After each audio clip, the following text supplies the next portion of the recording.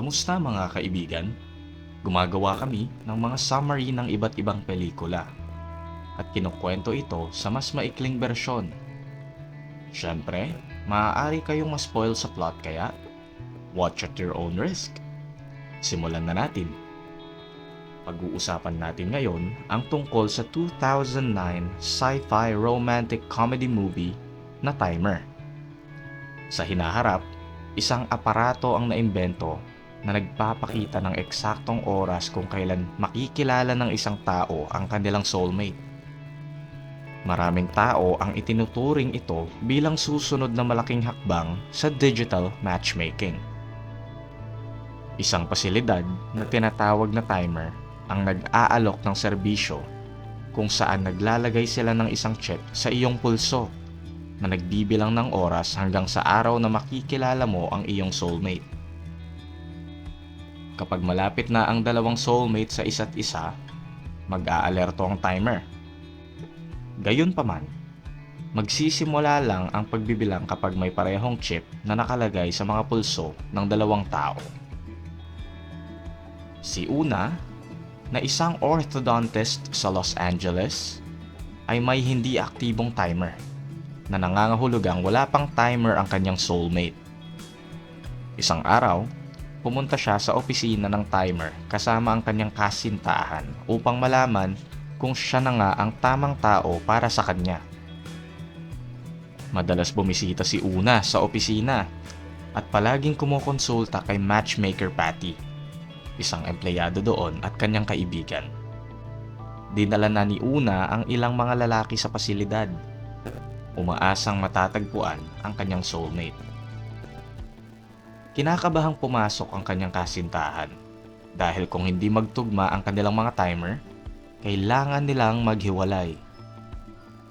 Pinapirma ni Patty sa kanya ang isang dokumento at inilagay ang aparato sa kanyang pulso. Agad itong nagsimulang kumurap na nagpapahiwatig na mayroon pa siyang 2 taon para makahanap ng kanyang soulmate. Tiningnan ni Una ang kanyang timer na umaasang kukurap ngunit hindi ito kailanman kumurap. Labis na natuwa ang kanyang kasintahan na makikilala niya ang kanyang soulmate pagkatapos niyang matapos ang pag-aaral sa medisina. Pagkatapos malamang hindi sila ang para sa isa't isa, nagdesisyon silang tapusin ang kanilang relasyon at nagpatuloy sa kani-kanilang mga buhay. Ang stepsister ni Una, si Steph, ay may timer na nagsasaad na hindi niya makikilala ang kanyang soulmate sa mahigit na 15 taon. Dahil hindi naman niya balak maghintay ng ganoon katagal, ang pamumuhay ni Steph ay umiikot lamang sa pakikipag one night stand sa mga lalaking naghahanap lamang ng pansamantalang kaligayahan, katulad niya. Isang araw, nasa grocery store si Una nang kinausap siya ng isang kahera na si Mikey. Nakakataba ng puso ang mga papuri ni Mikey kay Una, ngunit napansin niya na mayroon ng timer si Mikey na may tiyak na petsa. Ibig sabihin, hindi siya ang soulmate nito. Napansin din ni Mikey ang timer ni Una, ngunit sinabi pa rin niya na maaari pa rin silang magkita dahil ang mga soulmate ay nasa hinaharap pa naman. Isang gabi, pumunta ang magkapatid sa bahay ng kanilang mga magulang para sa isang hapunan. Ngunit si Steph ay huli nang dumating. Napansin niya na malungkot si Una tungkol sa kanyang dating kasintahan. At sinasabihan siya na subukan makipag-date hanggang sa makilala niya ang tamang tao para sa kanya. Kalaunan, lahat ay nasasabik para kay Jessie na magkakaroon ng kanyang timer para sa unang pagkakataon. Nag-imbita pa sila ng isang matchmaker para ipagdiwang ang okasyon. Inilagay ng matchmaker ang timer at agad na ipinakita kay Jessie na mayroon lamang siyang 3 araw para matagpuan ang kanyang soulmate. Masaya ang lahat para sa kanya pero sa tingin ni Una ay hindi ito patas. Pinuri niya ang kanyang kapatid at umalis agad nang hindi naghihintay ng hapunan.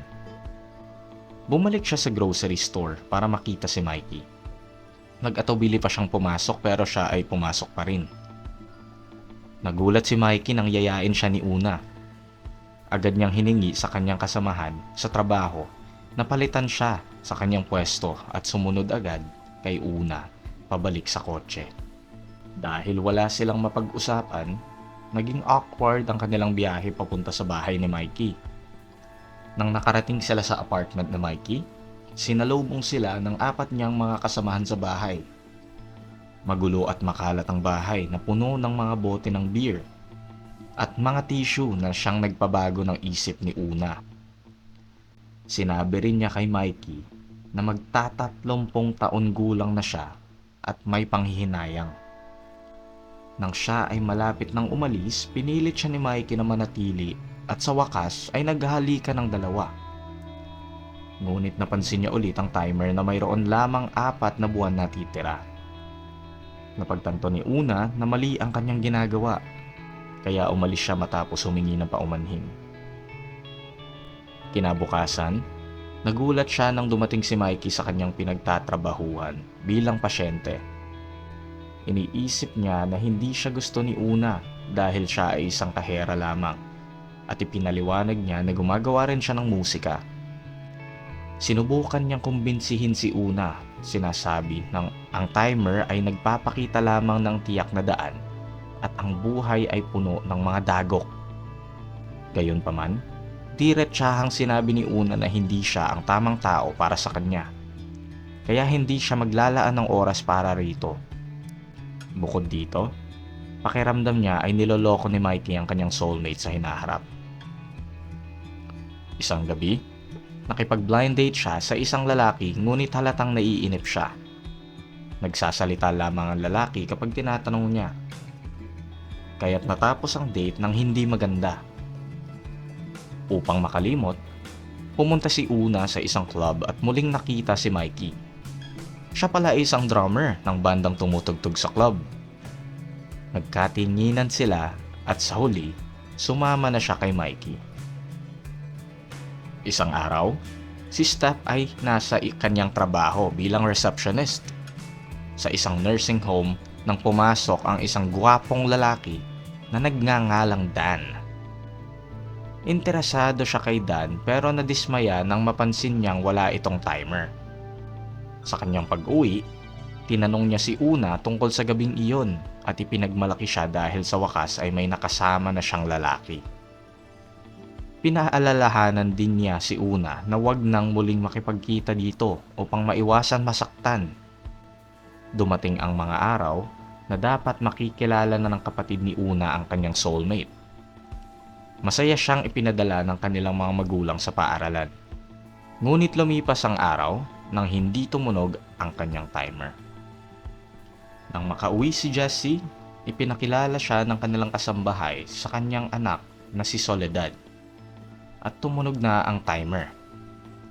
Habang tuwang-tuwa ang ina ni Jessie, bigla na lang umalis si Soledad kasama ang kanyang mga magulang na nagpapakita ng malinaw na hindi pagsang-ayon. Isang gabi, habang pauwi na si Una mula sa trabaho, sinorpresa siya ni Mikey at sabay silang bumalik sa bahay niya. Matapos tiyakin na wala si Steph, hinalikan siya ni Una. Mula noon, nagsimula na silang lumabas. Madalas pumunta si Una sa bahay ni Mikey at nakikipagkaibigan sa mga kasamahan niya sa bahay. Ikinuwento niya kay Mikey na ang kanyang tunay na ama ay music producer at hindi na niya ito nakausap mula nang maghiwalay ito at ang kanyang ina. Nang nasa trabaho si Steph, sinagawan siya ng kanyang boss dahil hindi siya sumasagot sa mga tawag. Pinagtanggol siya ni Dan at nagsinungaling sa kanilang boss para maligtas siya sa problema. Bagamat halatang interesado si Dan kay Steph, mukhang wala siyang pakialam. Gayunpaman, niyaya ni Dan siyang lumabas na may balak na ireto ito kay Una. Sinabihan niya si Una na magkita sila sa club sa gabi dahil hindi pa siya nakakalabas kamakailan. Nakaramdam ng pagkakasala si Una dahil hindi niya sinabi kay Steph ang tungkol kay Mikey, ngunit natatakot siyang husgahan nito. Kalaunan, matagal na naghihintay si Steph at si Dan kay Una sa isang bar. Ngunit hindi siya dumating. Sa halip, si Una ay kasama si Mikey. Matapos ang ilang oras, nag-usap sina Steph at Dan at kinuwento ni Dan na ang kanyang asawa na pumanaw 3 taon na ang nakaraan, ang kanyang soulmate. Kaya't hindi niya naramdaman ang pangangailangan na magpalagay ng timer sa kanyang pulso. Habang patuloy silang nag-uusap, nagsimula silang magkaroon ng nararamdaman para sa isa't isa. Nang umuwi si Steph, galit siya kay Una dahil hindi siya dumating. Nakita niya si Mikey sa kanyang kwarto at napagtanto na sila ay nakikita ng patago. Lumalalim ang tensyon habang nag-aaway ang magkapatid tungkol sa timer ni Mikey. Pumagit na si Mikey at inamin na ang kanyang timer ay isang sticker lamang na binili niya para makisama.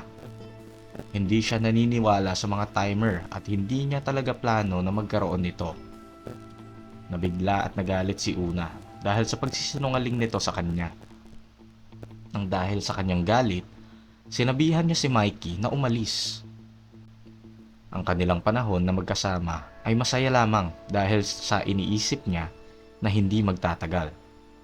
Ngunit ngayong nalaman niya na wala pala siyang timer, nakaramdam siya ng pagkabigo. Sa sumunod na linggo, sinubukan niyang hindi kausapin si Mikey. Ngunit nakaramdam siya ng lungkot. Kalaunan, nagpasya siyang kausapin ito para humingi ng paumanhin. Nagkita sila sa bahay ng mga magulang ni Una para sa isang Thanksgiving party. Nandoon din ang kanilang kasambahay at ang kanyang anak para sa hapunan. Marunong si Mikey magsalita ng Espanyol kaya hindi siya nahirapang makisama. Sinagot ni Una lahat ng tanong ng kanyang mga magulang kay Mikey at hindi niya ito hinayaang magsalita dahil siya ay nahihiyang makipagrelasyon sa isang bata at walang karanasan. Samantala, nagkikita naman sina Dan at Steph ng ilang beses at nagsimulang lumabas, ngunit si Una naman ay hindi alam kung ano ang nararamdaman niya kay Mikey. Bukod dito, hinimok siya ng kanyang ina na alamin kung si Mikey nga ang kanyang soulmate sa lalong madaling panahon. Isang araw, bigla na lang umamin si Mikey na mahal niya si Una. Ngunit naguguluhan si Una kaya umalis sila ni Steph upang bisitahin ang kanyang tunay na ama na si Rick. Pinapasok naman sila ng kasintahan ni Rick sa bahay. Ilang minuto silang nagkailangan dahil matagal nang hindi nakakausap ni Una ang kanyang ama. Pagkaraan ng ilang minuto, diretsahan siyang nagtanong kung bakit hindi siya kumuha ng timer. Ipinakita ng kanyang ama ang timer sa kanyang pulso at sinabing mayroon siyang natitirang oras upang makilala ang kanyang soulmate. Ikinuwento ng kasintahan niya na ipinatanggal niya ang kanyang timer dahil mahal niya si Rick at wala siyang pakialam sa sasabihin ng timer. Nang dahil sa sinabi nito, nagmadali ang magkapatid na ipatanggal ang kanilang mga timers. Nangako sila na mamumuhay sila ng hindi umaasa sa isang aparato lamang. Labis na nagulat si matchmaker Katie nang malaman niyang nais ng magkapatid na tanggalin ang mga kanilang timers. Binalaan sila nito na kapag tinanggal nila ang aparato sa kanilang pulso, hindi na ito muling maikakabit pa. Kaya ito na ang huling pagkakataon nila na matagpuan ng tunay na pag-ibig. Walang pakialam si Steph sa babala at agad niyang tinanggal ang kanyang timer. Ngunit, nang si Una na ang magpapatanggal, nakaramdam siya ng pag-aalinlangan dahil biglang tumunog ang kanyang timer na nagpapahiwatig na ang kanyang soulmate ay nagpakabit na ng kanyang timer. May 5 oras na lang si Una para makilala ang kanyang soulmate. At dahil sa kuryosidad, nagdesisyon siyang panatilihin ang timer sa loob ng oras na iyon, na ikinagalit naman ni Steph. Kinabukasan ay araw na ng kanilang kaarawan at ng gabing iyon, tumigil ang timer ni Una. na nangangahulugang makikilala niya ang kanyang soulmate kinabukasan. Nag-organisa ang kanilang ina ng isang birthday party para sa kanilang dalawa at inanyayahan sina Dan at Mikey. Naunang dumating si Steph sa kanilang bahay at nakipag-usap kay Dan. Habang abala si Mikey sa pag-translate ng pag-uusap ng kasambahay at ng ina ni Una, nagkasundo silang panatilihin ang kanilang relasyon bilang mag-amo at hayaan ang kanilang mga mag-anak sa kani-kanilang relasyon. Pagdating ni Una sa party, sabay na tumunog ang kanyang timer at kay Dan, na nangangahulugang sila ay mag-soulmate. Pumunta si Steph sa kusina dahil sa pagkainis, at umalis naman si Mikey pa uwi. Sinundan ni Dan si Steph at tinanong kung ayos lang siya. Sumama si Una sa kanila upang pag-usapan ang sitwasyon. Dahil sa galit, sinigawan siya ni Steph at inakusahan siya na palagi niya na lang nakukuha ang lahat ng gusto niya. Naniniwalang inagaw nito si Dan sa kanya na siyang tanging tao na nagustuhan ni Steph. Nag-away ang magkapatid hanggang sa sinabi ni Una kay Steph na hindi niya gusto si Dan. Pagkaalis nito, sinabi ni Dan kay Steph na nagpalagay lamang siya ng timer dahil mahalaga ito para sa kanya. Pero wala siyang pakialam o nararamdaman para kay Una. Kinabukasan, pumunta naman si Una sa bahay ni Mikey at ipinakita na pinatanggal niya ang kanyang timer dahil gusto niya makasama ito.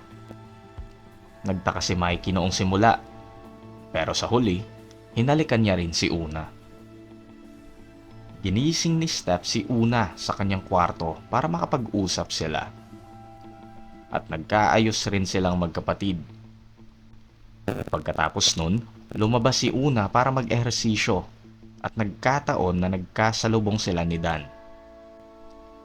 Nag-usap sila ng matagal at natuklasan nila na marami pala silang pagkakatulad. Sa huli ng eksena, natawa na lamang ang dalawa at naghiwalay ng landas. Kung gusto nyong makinig pa sa mga movie summary kagaya nito, subscribe na kayo sa Cine Palace at i-click ang notification bell. See you sa next video!